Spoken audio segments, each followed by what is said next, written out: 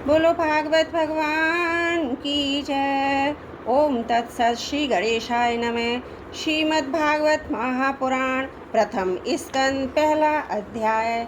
श्री सूत जी से सौनक आदि ऋषियों का प्रश्न। मंगलाचरण। जिससे इस जगत की सृष्टि स्थिति और प्रलय होते हैं, क्योंकि वह सभी सद्रूप पदार्थों में अनुगत हैं और असत पदार्थों से पृथक हैं। जड़ नहीं है, चेतन है, परतंत्र नहीं है, स्वयं प्रकाश है। जो ब्रह्मा अथवा हिरण्य गर्भ नहीं, प्रत्युत उन्हें अपने संकल्प से ही जिसने इस वेद ज्ञान का दान किया है, जिसके संबंध में बड़े बड़े विद्वान भी मोहित हो जाते हैं।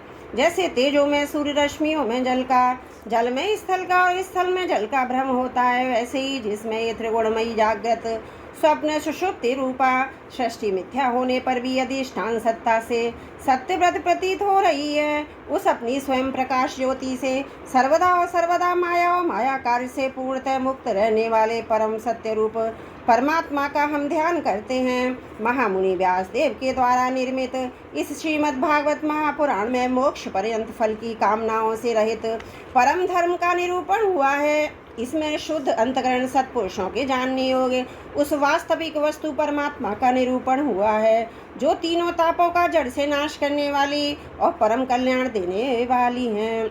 अब और किसी साधन या शास्त्र से क्या प्रयोजन, जिस समय भी सुकृति पुरुष इसके श्रवण की इच्छा करते हैं, ईश्वर उसे समय अविलंब उनके हृदय में आकर बंदी बन जाता है। रस के मर्मज्ञ मद भक्त जन, यह श्रीमद् भागवत वेद रूप कल्प वृक्ष का पका हुआ फल है।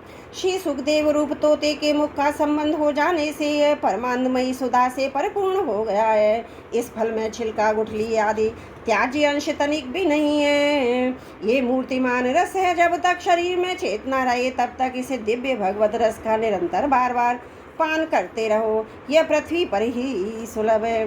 कथा प्रारंभ। एक बार भगवान विष्णु एवं देवताओं के परम पूर्ण में क्षेत्र नेमिषारण में शौनक आदि ऋषियों ने भगवत प्राप्ति की इच्छा से सहस्त्र वर्षों में पूरे होने वाले एक महान यज्ञ का अनुष्ठान किया। एक दिन उन लोगों ने प्रातः काल अग्निहोत्र आदि नित्य कर्तों से निवृत्त होकर सूर्य जी का पूजन किया। उन्हें ऊंचे आसन पर बिठाकर बड़े आदर से यह प्रश्न किया। ऋषियों ने कहा, सूर्य जी आप निष्पाप है। आपने समस्त इतिहास के पुराण धर्म शास्त्रों का विधि पूर्वक अध्ययन किया है तथा उनकी भली भांति व्याख्या भी की है।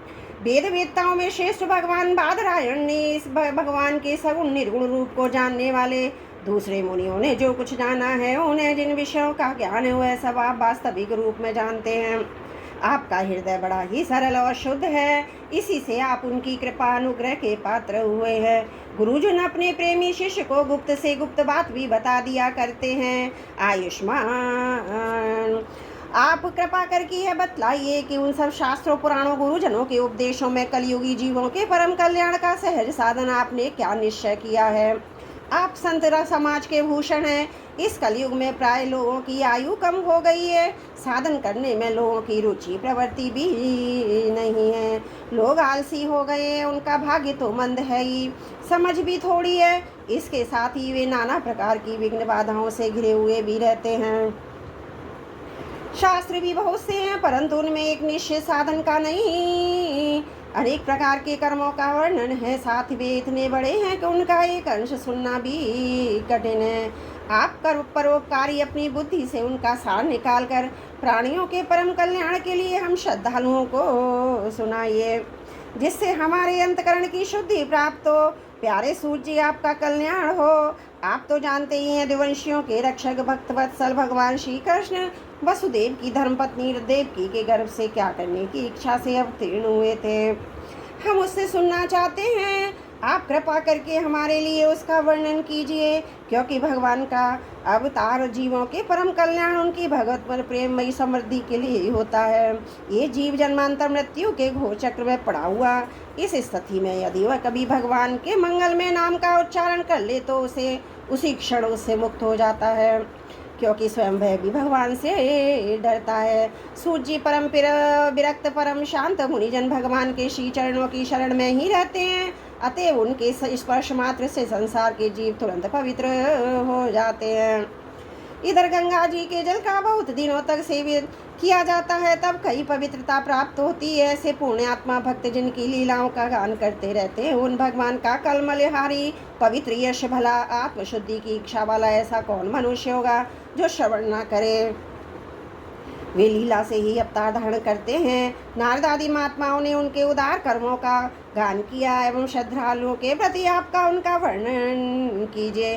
बुद्धिमान सूर्य जी सर्वप्रथम प्रभु अपनी योग माया से स्वच्छंद लीला करते हैं। आप उन श्री हरि की मंगलमयी अवतार कथाओं का वर्णन कीजिए।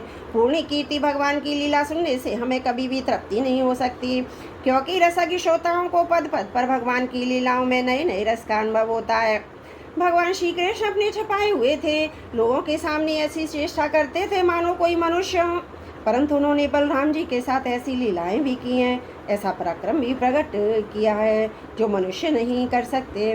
कलयुग को आया जानकर इस वैष्णव क्षेत्र में हम दीर्घकालीन सत्र का संकल्प करके बैठे हैं। श्री हरि की कथा सुनने के लिए हमें अवकाश प्राप्त है। यह कलयुग अंतकरण की पवित्रता और शक्ति का नाश करने वाला है। इससे पार पाना कठिन, जैसे समुद्र से पार जाने वालों को कर्णधार मिल जाए, उसी प्रकार इससे पार पाने की इच्छा रखने वाले हम लोगों से ब्रह्मा ने आपको मिलाया है। धर्म रक्षक ब्राह्मण भक्त योगेश्वर भगवान श्री कृष्ण के अपने धाम में पधार जाने पर धर्म ने अब उनकी किसी की शरण ली है, यह बतलाइए। बोलो भागवत भगवान की जय। बोलो श्रीमद् भागवत प्रथम स्कंद का पहला अध्याय समाप्त। त्रुटियों के लिए क्षमा प्रार्थी हूँ।